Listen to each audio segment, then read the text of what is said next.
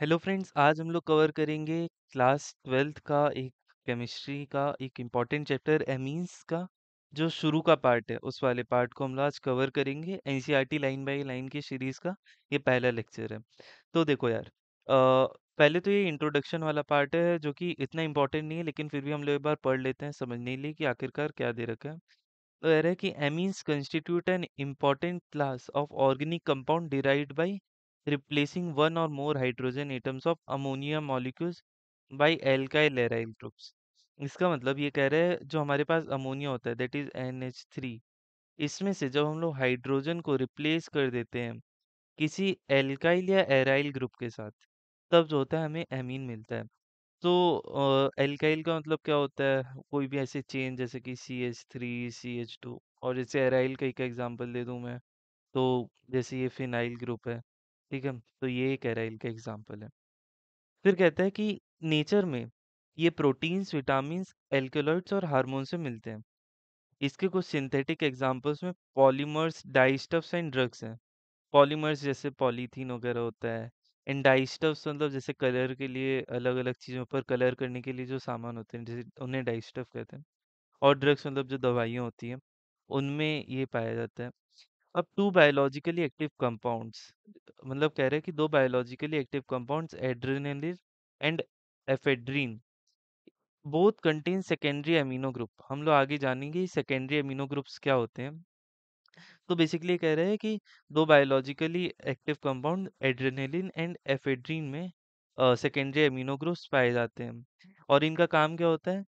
Blood pressure को बढ़ाना, blood pressure को बढ़ाना, ठीक है। इसी तरीके से एक हमारे पास ये ड्रग का नाम दे रखा है, और कह रहा है कि ये एक सिंथेटिक अमीनो कंपाउंड है and is used as an anesthetic in dentistry. मतलब जो हम लोग जब डेंटिस्ट के पास जाते हैं तो वो एनेस्थीसिया के रूप में देता है। एनेस्थीसिया मतलब वो किसी पार्ट को मतलब सुन कर देता है जहाँ पर मतलब दर्द ना हो कुछ टाइम के लिए, तो वो वाला में भी ये काम आता है। Benadryl a well known antihistaminic drug. Antihistaminic drug का मतलब होता है कि मतलब जो एलर्जी हो जाती है ना, जब हमको एलर्जी के कारण कुछ रिएक्शन हो जाता है, तब हम लोग इस ड्रग का यूज करते हैं। तो कह रहा है कि इसमें भी टर्शियरी अमीनो ग्रुप होता है। और quaternary ammonium salts are used as surfactants. Surfactants मतलब ऐसे डिटर्जेंट्स वगैरह होता है, उनको सर्फेक्टेंट्स कहते हैं। डाइज़ोनियम salts are intermediates in the preparation of a variety of aromatic compound। ये कह रहा है एरोमेटिक कंपाउंड, जैसे हमने ये फिनाइल देखा, बेंजीन होता है, नेप्थलीन होता है, तो ये सब एरोमेटिक कंपाउंड है। कह रहे हैं कि इनको बनाने के लिए डाइज़ोनियम सॉल्ट्स जो होता है वो इंटरमीडिएट्स के रूप में काफी बार देखा जाता है। सो इंटरमीडिएट क्या होता है? जो प्रोडक्ट और रिएक्टेंट, मतलब रिएक्टेंट से प्रोडक्ट की जो प्रोसेस है उसके बीच में जो चीजें बनती है उनको हम लोग इंटरमीडिएट कहते हैं, ठीक है। हाँ, तो इसमें हम लोग एमीन्स और डाइज़ोनियम सॉल्ट्स के बारे में पढ़ेंगे। अब आता है मेन पार्ट, तो जिसमें हम लोग बेसिक चीज़ें जानेंगे, जैसे एमीन्स के बारे में। तो अभी जैसा मैंने बताया कि amines can be considered a derivative of ammonia obtained by replacing of one, two or all three hydrogen atoms by alkyl or aryl groups। तो अभी मैंने बताया है आपको कि जैसे ये अमोनिया है, ठीक है, अमोनिया से ही हमको एमीन्स मिला है, तो इसलिए हम लोग कहते हैं कि जो एमीन्स होता है वो अमोनिया का डेरिवेटिव है, डेरिवेटिव्स ऑफ अमोनिया, ठीक है। फिर अब मैं अगर इसमें से हाइड्रोजन को रिप्लेस कर दूं, ऐसे कि कभी मैंने एक को किया, दो को किया या तीन को किया, तो मुझे एमीन मिल जाए। जैसे कि ये देख सकते हैं, जब मैंने ये अमोनिया के एक हाइड्रोजन रिप्लेस करके एक ये मिथाइल ग्रुप लगा दिया, तो मुझको ये एक एमीन मिला। इसी तरीके से एक एराइल ग्रुप लगा दिया है, C6H5 मतलब फिनाइल लगा दिया। फिर इस तरीके से मैंने दो हाइड्रोजन यहाँ पर रिप्लेस करे, तो मुझको यहाँ पर मिल गया दूसरा एमीन। फिर इधर पर तीन हाइड्रोजन कर दिए तो मुझको एक और टाइप का अमीन मिल गया। अभी हम लोग देखेंगे कि ये क्या इनके नाम है, क्या इनका क्लासिफिकेशन है। लेकिन इससे पहले हम लोग ये सब देखें, हम लोग ये देखते हैं कि स्ट्रक्चर ऑफ एमीन्स क्या है।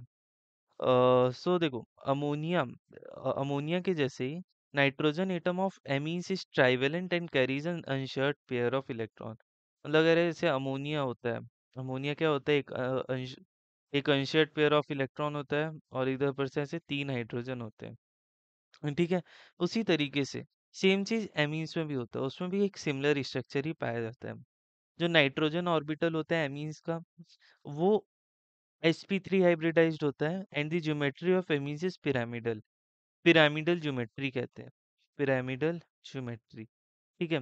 बाय द वे ये अमोनिया है। अभी जैसे कि मुझको चाहिए कि मैं एमीन बनाऊं यहाँ पर, ठीक है। तो मैं किसी एक हाइड्रोजन को हटाऊंगा और उसकी जगह पर मैं आर लगा दूंगा। ठीक है। सो जैसे कि मैं इधर पर जो है लगाता हूँ।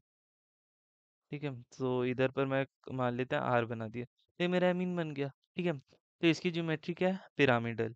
So each of three sp3 hybridized orbital of nitrogen or overlap with orbitals of hydrogen or carbon depending upon the composition of the amines। मतलब एमीन का जो भी कंपोजिशन है उस पर डिपेंड करता है कि ये जो नाइट्रोजन के तीन sp3 हाइब्रिडाइज्ड ऑर्बिटल्स थे वो किसके साथ ओवरलैप करें। जैसे यहाँ पर हाइड्रोजन के साथ कर रहे हैं, ठीक है। इसी तरीके से यहाँ पर एक एल्काइल ग्रुप के साथ कर रहे हैं।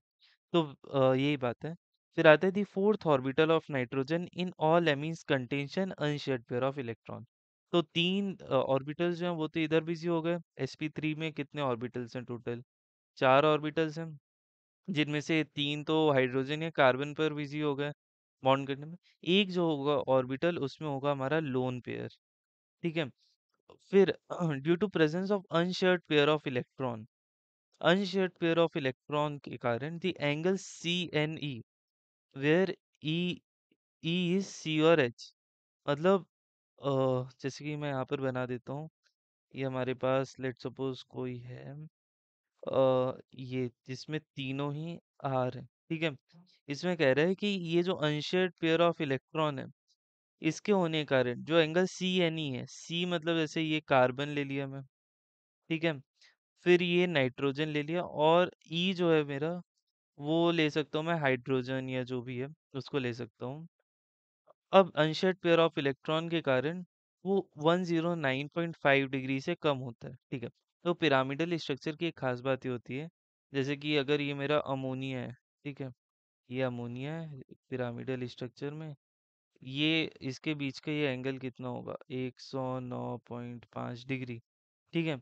लेकिन इस केस में ऐसा नहीं होता। इसमें जो सी एन ई जो एंगल होता है वो जो होता है हमारा कम हो जाता है और 108 डिग्री हो जाता है। ठीक है। लेकिन ये किस केस में हो रहा है? जैसे एग्जांपल में ये यहाँ पर बना के रखा है इन्होंने, जहाँ ये नाइट्रोजन है इधर पर से ये तीन इन्होंने ये अमोनिया के सॉरी ये यहाँ पर इन्होंने मिथाइल के ग्रुप्स लगा रखे हैं और ये ऊपर एक अनशेयर्ड पेयर ऑफ इलेक्ट्रॉन है। तो बता रहे हैं इस केस में जो है 108 डिग्री का सी एन ई एंगल है। हाँ, C N E can be, मतलब देखो सी तो ठीक है, कार्बन, एन भी ठीक है, नाइट्रोजन, ई क्या है? ई जो है कुछ भी हो सकता है, वो हो सकता है हमारा कार्बन या फिर हाइड्रोजन। ठीक है। डिपेंड करता है ये कौन सा एमीन है। बेसिकली कह रहे हैं कि जब भी एमीन्स होते हैं उसमें मोस्टली 109.5 डिग्री जो कि होना चाहिए था एक पिरामिडल में, वैसा नहीं हो पाता, उससे कम हो जाता है। ठीक है। हाँ। तो ये जब फिर अब हम लोग स्ट्रक्चर के ऊपर हमने बात कर ली है। अब हम लोग बात करें क्लासिफिकेशन। ठीक है। तो एमीन्स का क्लासिफिकेशन करते हैं, मतलब अलग अलग पार्ट्स में बांटेंगे हम लोग एमीन्स को। जैसे कि कह रहे हैं amines are classified as primary, secondary and tertiary depending upon the number of hydrogen atoms replaced by alkyl और aryl groups in ammonia molecule. तो मैंने बताया था एमीन्स कैसे बनते हैं। ये जैसे कि मेरे पास अमोनिया है, इसमें से मैं हाइड्रोजन को रिप्लेस कर दूंगा विथ सम एल्काइल या एराइल ग्रुप, तो जो है मेरे अमीन बन जाएगा। अब मैं इसका क्लासिफिकेशन करता हूँ कि यानी कितने हाइड्रोजन को रिप्लेस करके उस एमीन को बनाया है। ठीक है। अब मान लेते हैं कि मैंने एक हाइड्रोजन को रिप्लेस किया, सिर्फ एक हाइड्रोजन को ही रिप्लेस किया, लेट सपोज आर से कर दिया। तो हम लोग उसको बोलेंगे 1 डिग्री एमीन। ठीक है। अब अगर मैंने जो है इसको दो के साथ रिप्लेस कर दिया, तब हम इसको बोलेंगे, दो के साथ ये रिप्लेस कर दिया, तब हम इसको बोलेंगे 2 degree amine. And let suppose कि मैंने इसको थ्री के साथ रिप्लेस कर दिया, मतलब जो तीनों हाइड्रोजन थे उन तीनों को ही मैंने रिप्लेस कर दिया एल्काइल या एराइल ग्रुप से, तब हमारे पास बन जाए 3 डिग्री एमीन। ठीक है।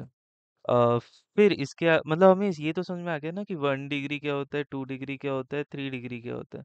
अमोनिया मॉलिक्यूल से हम लोग अगर जितने भी हाइड्रोजन को रिप्लेस करेंगे अल्काइल ग्रुप से उसके अकॉर्डिंग है। अगर एक को किया रिप्लेस तो 1 डिग्री, दो को किया तो 2 डिग्री, और तीनों को कर दिया तो 3 डिग्री होता है। अब कह रहा है कि if one hydrogen atom of ammonia is replaced by air, हाँ वही सब बात बता रहा है कि प्राइमरी क्या होगा, और दो को हटाएंगे तो वो सेकेंडरी हो जाएगा, और इसी तरीके से अगर तीन को हटाएंगे तो टर्शियरी हो जाएगा। ठीक है। एमीन्स आर सेट, अच्छा ठीक है, अब एक और क्लासिफिकेशन है। एक तो हमने देख लिया ये कि कितने को रिप्लेस किया उसके बेसिस पर। अब हम लोग दो फर्दर चीज़ों में इसको और क्लासिफाई करेंगे, जो कि होगा पहला सिंपल और दूसरा होगा मिक्स्ड। ठीक है। तो simple, when all the alkyl और aryl groups are the same, and mix when they are different. इसका मतलब जैसे कि ये मेरे पास नाइट्रोजन है, अगर मैंने इसमें सेम टाइप का एल्काइल या एराइल ग्रुप लगा दिया, जैसे यहाँ पर देखो CH3 CH3 CH3 लगा दिया, तो ये जो है सारे सेम टाइप से मैंने रिप्लेस किया है, तो इसको मैं सिंपल बोलूंगा। ठीक है, सिंपल बोलूंगा। मैं इसको हटा देता हूँ।